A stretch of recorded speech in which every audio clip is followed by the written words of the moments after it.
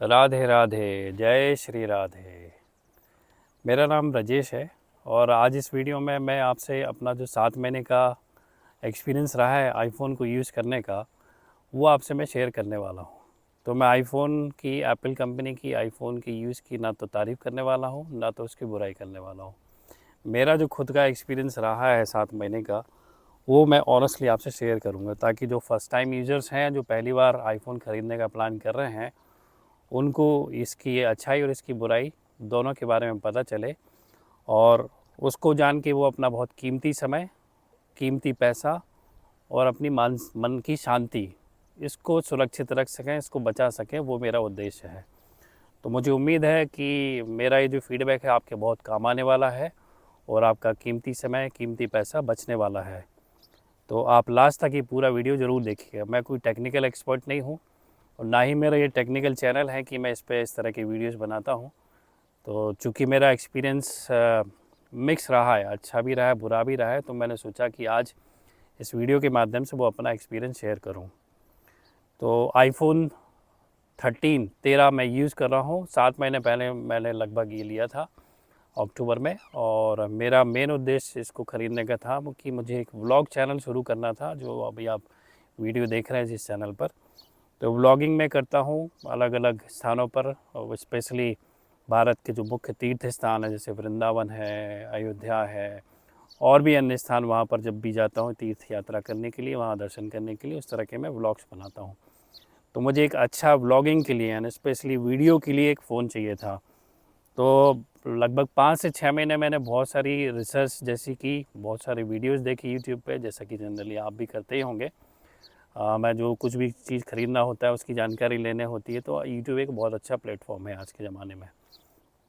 तो वो 6-7 महीने की रिसर्च के बाद, वीडियोस देखने के बाद, टेक्निकल चैनल्स वालों की वीडियोस देखने के बाद, मैं इस कंक्लूजन पे पहुंचा कि व्लॉगिंग के लिए, वीडियोस बनाने के लिए आईफोन बहुत अच्छा फ़ोन है। एप्पल कंपनी जितने भी फ़ोन लॉन्च करती है, उसकी वीडियोग्राफी और फोटोग्राफी नो डाउट बहुत अच्छी होती है।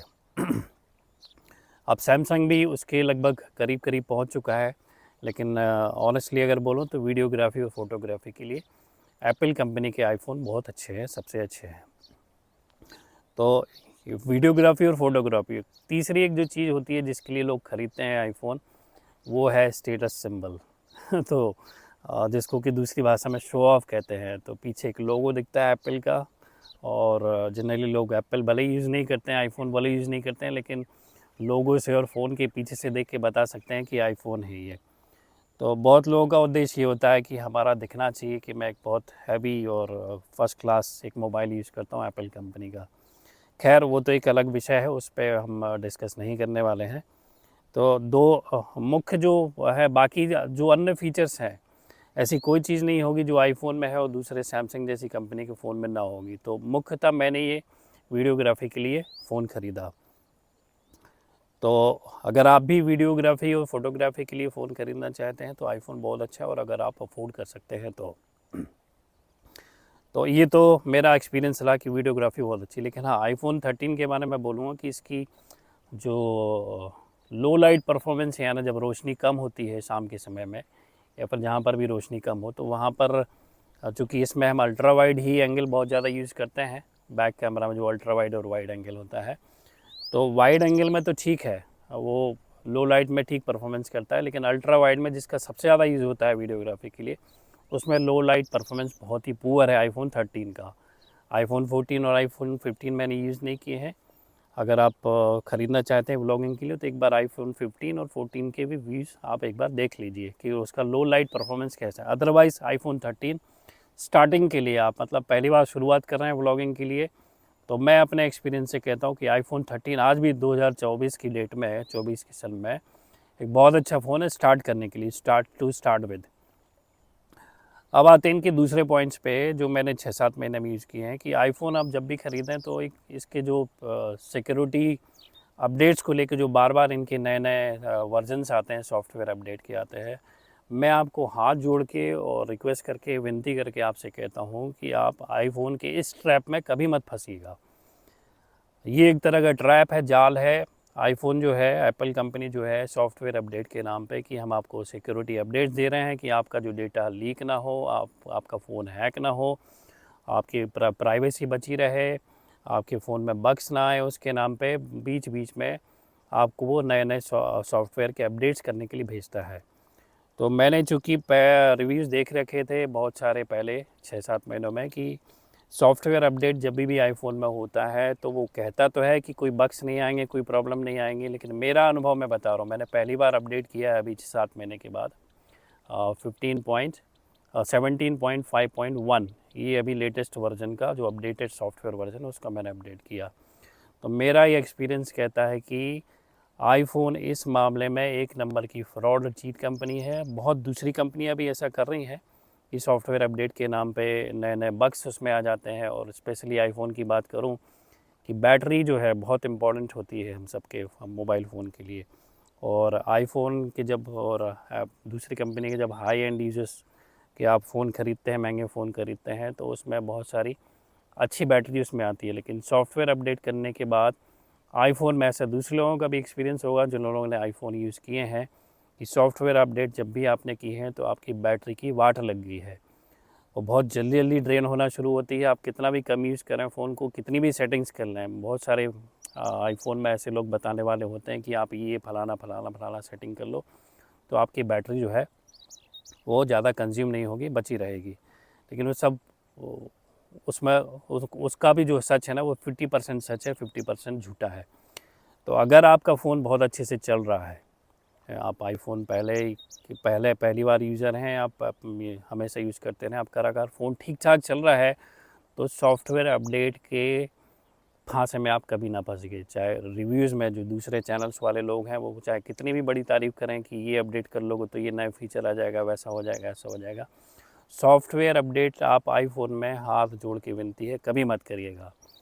और बैटरी आपकी जो मान लो कहते हैं कि मान लो पहले आपकी दिन भर में 5 से 6 घंटे चलती थी, मैं कहता हूँ कि आधी चलेगी वो आपकी, 3 घंटे चलेगी मुश्किल से, अगर पहले 6 घंटे चलती थी।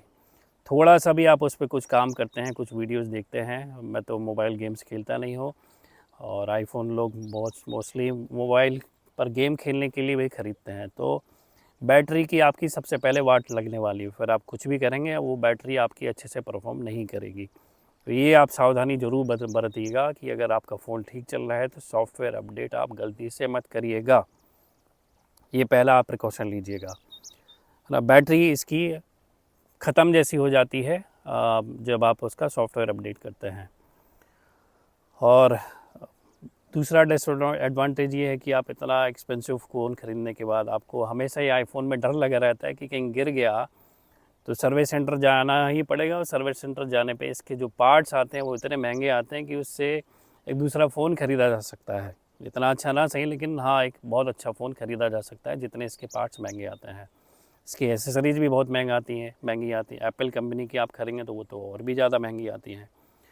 तो थर्ड पार्टी के भी अगर आप कुछ एसेसरीज़ ख़रीदते हैं, चाहे वो आपका बैक कवर हो, चाहे स्क्रीन गार्ड हो, चाहे वो आपका वायरलेस माइक हो, क्योंकि अब वैसे तो ईयरफोन आते नहीं हैं, इसमें स्लॉट होता नहीं। 3.5 mm का जो जैक आता था पहले, जैसे कि हम सैमसंग में देखते थे, अलग से आपको हाँ एसेसरीज़ में भी आपको बहुत सारा खर्च करना पड़ता है। ये एडाप्टर नहीं देते हैं आपको, चार्जर नहीं देते हैं, 1,5-2 हज़ार आपको चार्जर में ख़रीदना पड़ता है। 2,000 रुपये की कम से कम एसेसरीज सस्ती से सस्ती भी लेंगे तो आप ये मान लीजिए कि जब आप फ़ोन ख़रीदना है तो उसमें 5-7 हज़ार रुपये का बजट एक्स्ट्रा आप जोड़ के रखिएगा,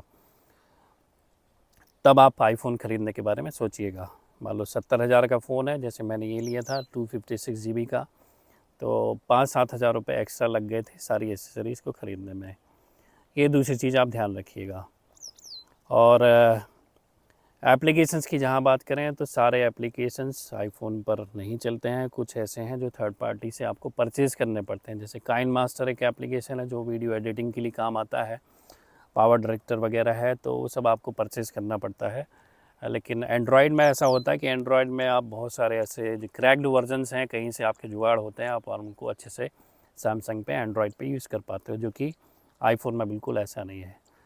आप नेक्स्ट आते हैं कि जब आप उसको आईफ़ोन को अगर अपने लैपटॉप से कनेक्ट करना चाहें, सभी के पास तो मैकबुक होती नहीं, मतलब एप्पल कंपनी का जो लैपटॉप होता है उसको मैकबुक कहा जाता है। वही बहुत महंगा आता है। तो जिसको इकोसिस्टम कहते हैं कि डिफरेंट डिफरेंट इंस्ट्रूमेंट्स के साथ, या फिर आईफोन का लैपटॉप है, कंप्यूटर है, तो वो आईफोन का लैपटॉप ही होगा तो ही आप अच्छे से उसको कनेक्ट कर पाएंगे, उसमें अपना डेटा ट्रांसफ़र इजीली कर पाएंगे और एडिटिंग वगैरह कर पाएंगे आप। अदरवाइज़ आपके पास दूसरी कंपनी का कोई लैपटॉप है तो उसमें आप इतने अच्छे से वो वर्क नहीं करता है, डेटा ट्रांसफ़र में ही प्रॉब्लम आती है और क्वालिटी भी वीडियोज़ और फोटोज़ की कंप्रोमाइज़ हो जाती है। तो ये आप ध्यान रखिएगा। और एक और डिसएडवांटेज जो मैंने देखा यहाँ पर आईफोन में वो ये है कि आप कैमरा को स्विच नहीं कर सकते हैं। एंड्रॉयड में, सैमसंग वगैरह में ये होता है कि आप फ्रंट से अगर व्लॉग कर रहे हैं, वैसे फ्रंट कैमरा की व्लॉगिंग में बहुत कम आवश्यकता होती है, लेकिन फिर भी कई बार हम इंट्रोडक्शन शुरुआत करने के टाइम पे जो फ्रंट कैमरा से शुरू करते हैं, तो आईफोन में ऐसा है कि उसको बंद करके, यानी उस वीडियो को रोक के फिर नए वीडियो से आपको बैक कैमरा से फ्रंट का जो भी आपको वीडियो शूट करना है वो आपको लेना होता है। लेकिन एंड्रॉयड में, सैमसंग में ऐसा नहीं है। सैमसंग में आप फ्रंट कैमरा यूज़ करते हुए आप उसी वीडियो को कंटिन्यू करते हुए आप बैक कैमरा जो है आपका, सामने जो भी आपको वीडियो शूट करना है, मतलब एक कैमरा से दूसरे कैमरा में स्विच आसानी से हो जाता है without putting stop to the first video, है ना, पहला स्टॉप को रोके बिना आपका वही वीडियो कंटिन्यू हो जाता है और फ्रंट से बैक, बैक से फ्रंट में आप स्विच कर सकते हैं। ये एंड्रॉयड में बहुत अच्छे से होता है। तो ये सारी चीज़ें हैं जो मुझे लगा कि एंड्रॉयड ख़रीदना चाहिए आपको, कि आपको एप्पल का आईफोन ख़रीदना चाहिए। कुछ ही फीडबैक है मेरी तरफ से आपके लिए।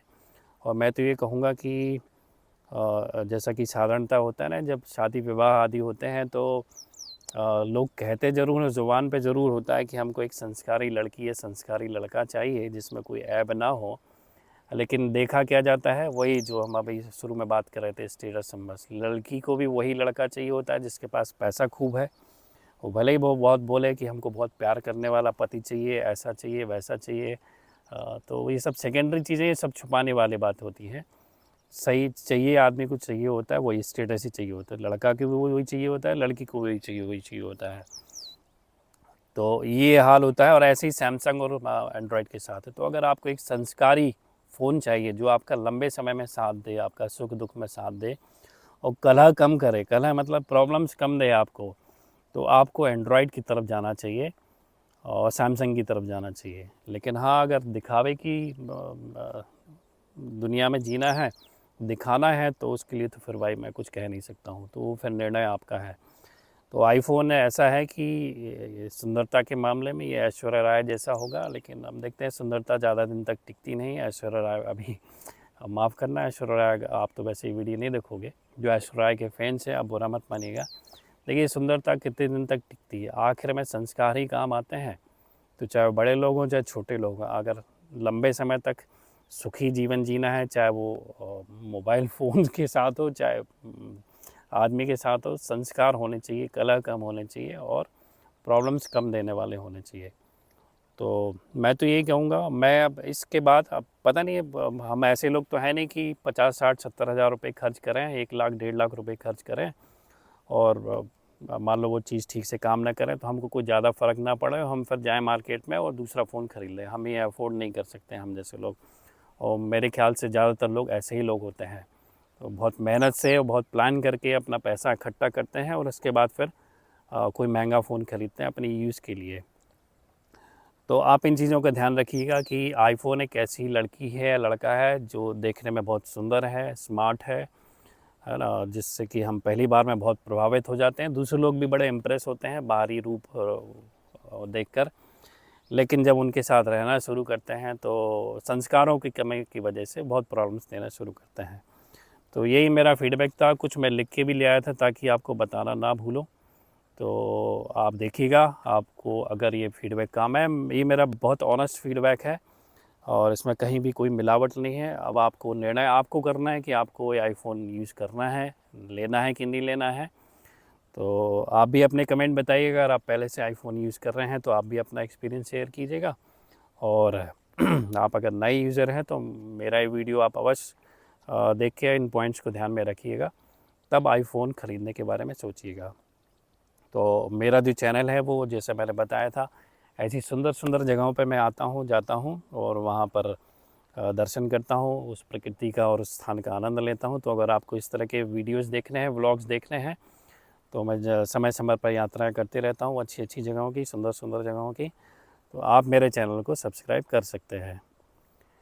तो राधे राधे, जय श्री राधे।